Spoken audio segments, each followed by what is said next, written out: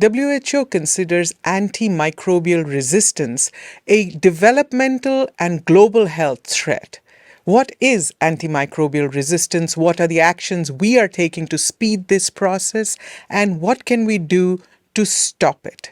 Hello and welcome to Science in 5. I'm Vismita Gupta-Smith. We are talking to Dr. Hanan Balkhy today. Welcome, Hanan. Explain antimicrobial resistance to us, please. Thank you, Vismita. In fact, pathogens such as bacteria, viruses, parasites, and fungi try to find smart ways to avoid the effect of medications that want to stop their multiplication or prevent them from existing. If we focus on bacteria, for example, antibiotics are agents, they are medications that are used to prevent the multiplication, so they kind of stop the bacteria in their tracks, or they actually kill them off.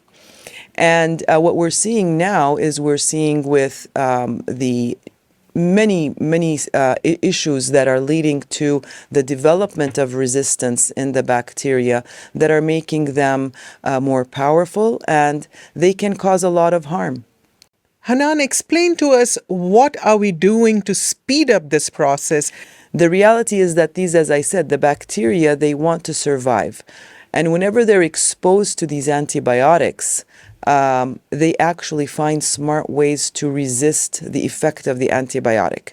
So anything that we do, whether we add antibiotics in the animal feed, whether the antibiotics leak into the environment, into our water, into our food, and also when we intentionally and knowingly take antibiotics without a physician's prescription, without a doctor's prescription, and we use these antibiotics, we are actually assisting and helping these bacteria to develop defensive mechanisms, which is in other words called resistance.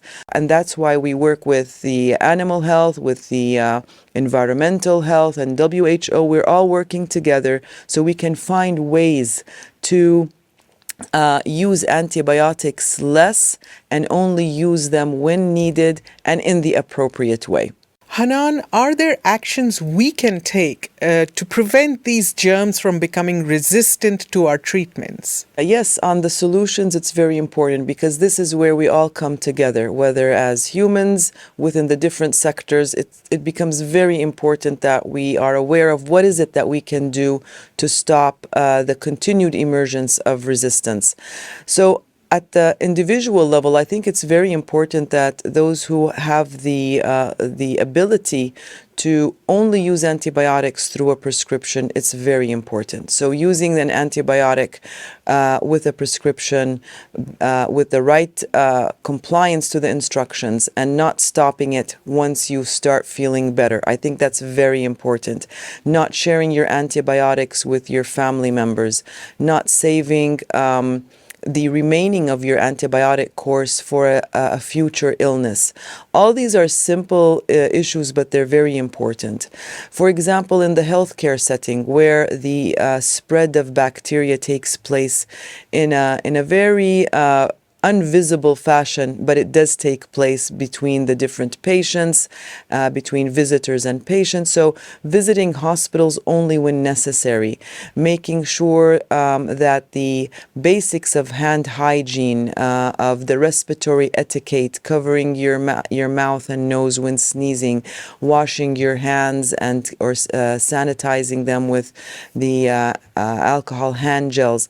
All of these issues that we also learned, by the way, during the COVID pandemic, the basic hygiene principles in our daily life become very, very important to prevent the spread of antibiotic resistance and antimicrobial resistance as well, and prevents the spread of infection that eventually leads to the larger prescriptions of and use of antibiotics.